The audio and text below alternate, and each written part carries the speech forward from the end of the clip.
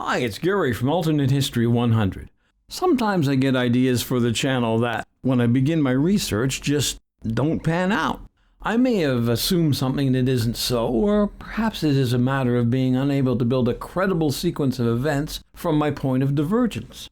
That is usually the end of an idea.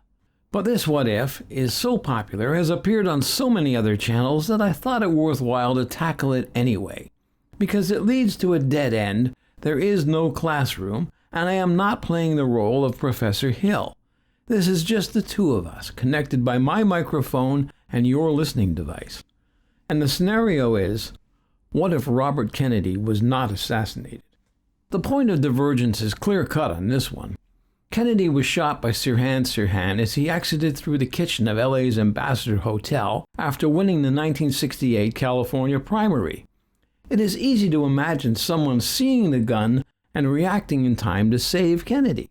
But I have to tell you that all my research shows that this would not have changed the course of events.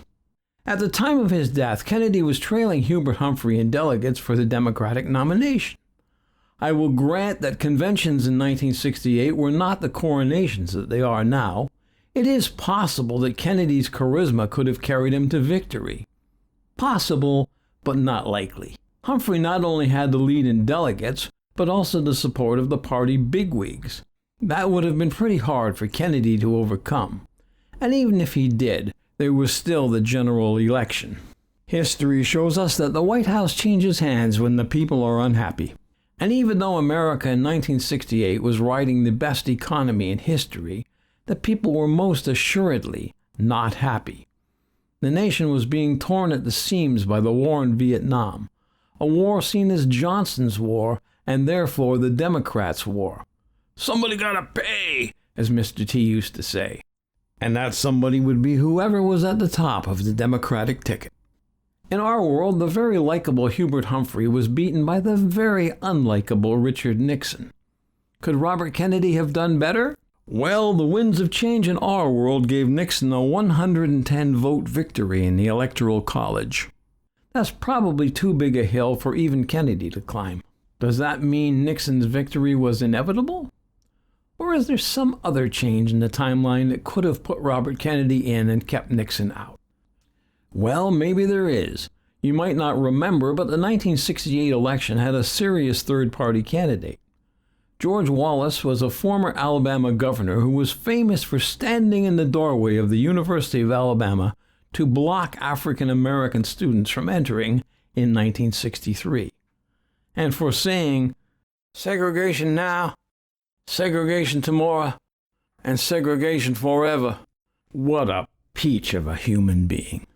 But he seized on Southern anger over the civil rights legislation of the Democrats and led a populist ticket that won 5 states, grabbed 46 electoral college votes, and took 13% of the vote nationwide. Would his absence from the race have made a difference? At first glance, the answer is no. Even if I take the 5 states and 46 electoral college votes that Wallace won and give them all to the Democrats, Nixon still wins the electoral college 301 to 237. But I think we need to drill deeper. Wallace's support was not just in the South. He had support across the nation. If we take all his votes and give them to the Democrats, then the Democrats would have taken another 16 states and another 209 electoral votes. That would give the Democrats an overwhelming win, 446 to 92 in the college.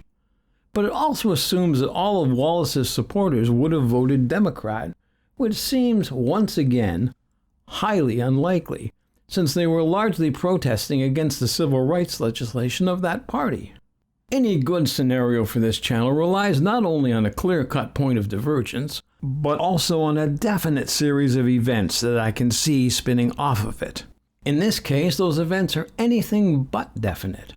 I won't ask you to suspend your disbelief when I can't suspend my own, which means I have to say that in this case, it seems that the fictional Mr. Celsius was right.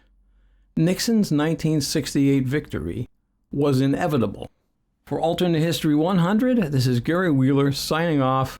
We'll be back in 2 weeks with a regular episode. Until then, keep thinking and make some history of your own.